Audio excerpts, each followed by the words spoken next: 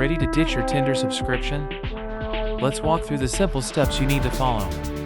First, open the Tinder app on your device and log in if needed. Make sure you're on the home screen.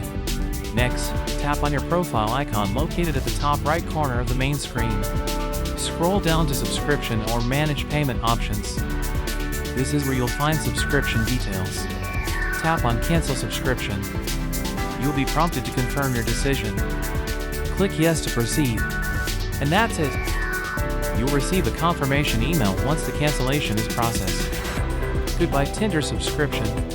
If you ever change your mind, Tinder subscriptions can be easily reinstated anytime. Be sure to check your email for further instructions if needed. This video guides you through the process. If you found it helpful, give it a thumbs up. For more tutorials, subscribe to our channel. We've got plenty more tips and tricks. Remember, navigating apps doesn't have to be complicated. Stay informed and enjoy. Thanks for watching, and good luck with your Tinder journey.